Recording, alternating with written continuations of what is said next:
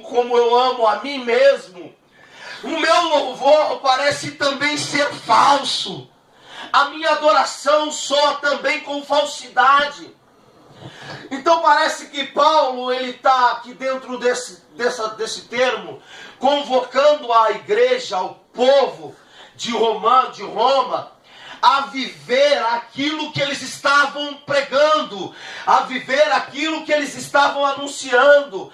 Agora esse povo é chamado a pregar Jesus Cristo de Nazaré, que havia se entregado pela multidão de pecados da humanidade. E agora estas pessoas não querem mais viver como Cristo viviam, porque eles se acham dono da razão, eles se acham donos da situação, eles se acham aquém de Cristo Jesus. E Paulo diz que isso é um culto irracional, porque se você professa com a sua boca, com o seu corpo e com as suas atitudes, também você precisa demonstrar adoração a Deus. Glória a Deus. Isso é um culto racional.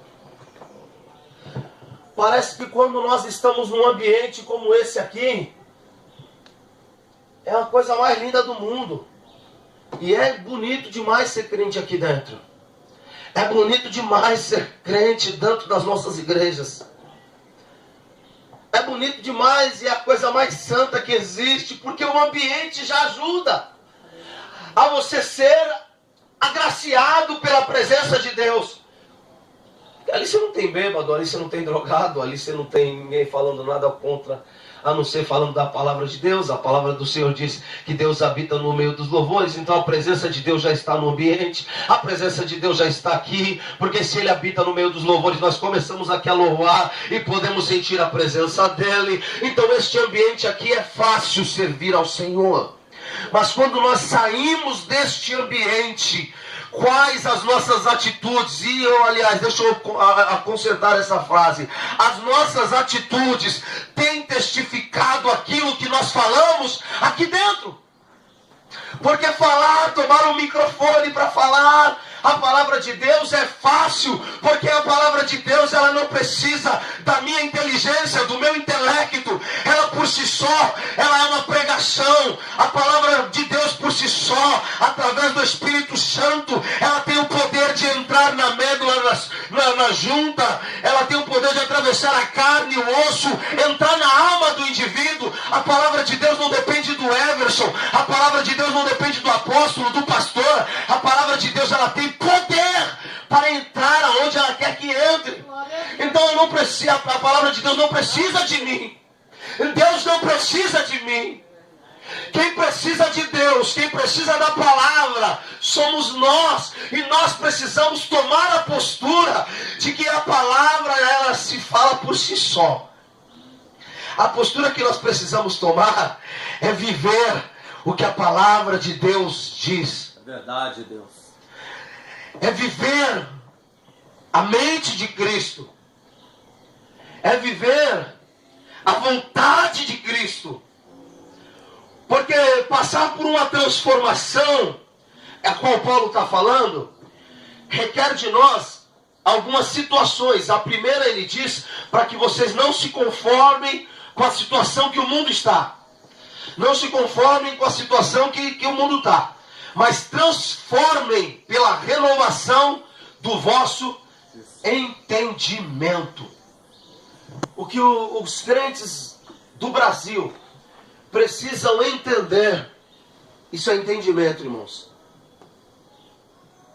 Que o culto racional, ele não começa quando o pastor abre aqui dentro de 4 paredes. Salve os irmãos, papai do Senhor, nós abrimos este culto. O culto racional já começou dentro da minha casa, com o testemunho de vida que eu tenho com a minha família, com o testemunho de vida que eu tenho com os meus vizinhos. O culto racional começa com a minha conduta diária. O culto racional começa com as minhas palavras ao decorrer do dia, porque tem gente que passa o dia inteiro proferindo palavras que desagradam a vontade do Senhor, e chega na hora da igreja, na hora do culto, quer louvar, falar louvores, cantar louvores ao Deus eterno e trazer palavras bonitas, mas passou o dia inteiro falando palavras pornográficas, contando piadas que não eleva o seu espírito, mas passou o dia inteiro falando asneira, porcaria, mas quer chegar durante o culto e ser cheio do Espírito Santo. Isso é um culto irracional. É verdade, Deus. Eu passo o dia inteiro assistindo televisão e quero ser cheio do Espírito Santo na hora do culto. Aleluia. Paulo chama e convoca o povo para que tenha as suas mentes transformadas. Porque o culto não começa às 7h30, quando o pastor começa a oração. O culto começa dentro da minha casa. O culto começa quando eu estou na empresa, às vezes defraudando ali o meu patrão. O culto começa quando eu estou na rodovia, dirigindo o meu carro e o trânsito está pedindo para andar a 60 e eu quero ultrapassar todo mundo, estou a 80. O culto racional começa quando os pequenos pecadinhos, ele vai tomando conta da gente e a gente diz, não tem nada a ver, não tem nada a ver. O culto racional não começa às 7h30. Nós temos que viver a nossa vida em adoração a Deus como um culto racional. Aleluia. Na verdade, o culto racional, ele não tem um horário estipulado na Bíblia. E para viver esse culto, eu tenho que viver a palavra de Deus. Aleluia. E não só nesse ambiente eclesiástico. Viver a palavra de Deus nos momentos mais adversos. Um homem perguntou, uma vez um pastor me perguntou, Elson, Aonde é mais fácil servir a Deus? No deserto ou na cidade? Rapaz, difícil, né? Porque o deserto, querendo ou não, quando você está no deserto, te aproxima mais de Deus. As circunstâncias do deserto te fazem ficar mais perto de Deus. Porque no deserto tem mais nada a não ser sol e areia. E aí você procura água, você não tem, está no deserto. Você procura sombra, você não tem, está no deserto. O negócio é fazer o quê? Buscar Deus. E jejuar. Tem ambiente mais gostoso que esse, do que o deserto? O deserto nos aproxima de Deus. Eu pregava no domingo, pastor, esse domingo? Eu pregava no domingo na nossa igreja. E falávamos sobre Abacuque. E parece que a oração de Abacuque precisa ser a oração dos pastores no ano de 2015 para a igreja brasileira. Que Abacuque começa a dizer, reaviva a tua obra no meio dos anos. Só que o povo só fica no aviva a tua obra no meio dos anos e esquece o que ele fala na última frase aqui. Vamos ler comigo? Rapidinho. Eu já vou, não quero cansar você não.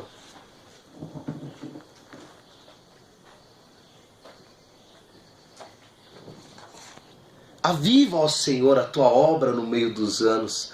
No meio dos anos a notifica. E aí o povo para por aí. Mas olha o que fala o final. Na ira, lembra-te da misericórdia. Parece que nós precisamos fazer essa oração. Deus, mostra a tua ira para o teu povo, para que o teu povo se lembre da misericórdia. Porque parece que nós estamos vivendo um período em que só quando a situação aperta, nós estamos aos pés do Senhor. Só quando as portas se fecham é que nós corremos para adorar a Deus. Porque quando está na bonança nós não temos tempo.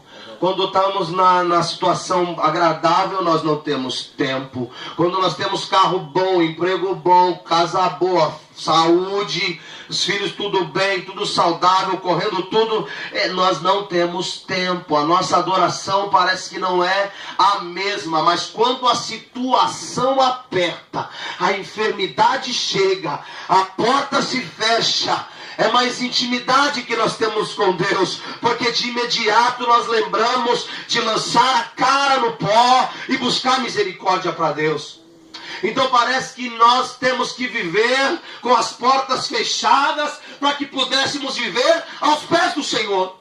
Parece que Deus não pode abençoar o povo dele, porque quando abençoa o seu povo vira as costas. Aí eu fiquei analisando. No deserto tem essa qualidade. Está tudo ruim, situação toda adversa, nos faz aproximarmos de Deus. Só que na cidade também tem as suas vantagens. Porque quando você está na cidade, você tem opções. Opções de lazer.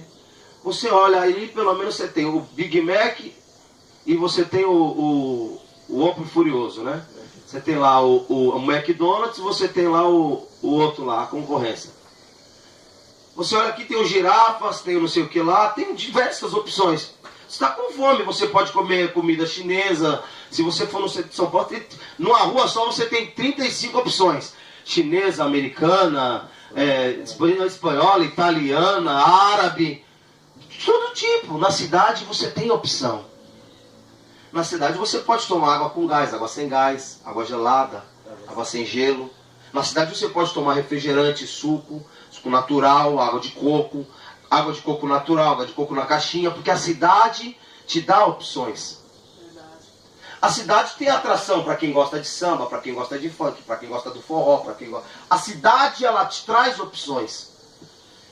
Agora, a pergunta que não quer calar.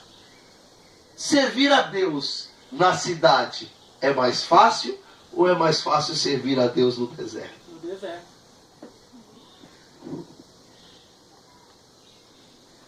É esse o entendimento que Paulo quer que nós tenhamos. Porque você viver uma vida em que as necessidades te obrigam a servir a um Deus, esse relacionamento está errado. Porque você está servindo por conta das suas necessidades. A graça de servir a Deus está que em meio a todas as opções, você decide por Ele, você escolhe por Ele, e você quer a presença dEle. Oh, aleluia! É esse o culto racional. Eu tenho milhares de opções, meu Deus, mas eu decido o Senhor. Eu decido padecer por Ti. É esse entendimento que nós precisamos ter, a nossa mente renovada, que nós não precisamos passar necessidades para estar aos pés do Senhor. Nós, em meio às opções, podemos voltar os nossos rostos a Deus e dizer: eis-me aqui, Senhor, eu preciso da Tua graça invadindo a minha vida.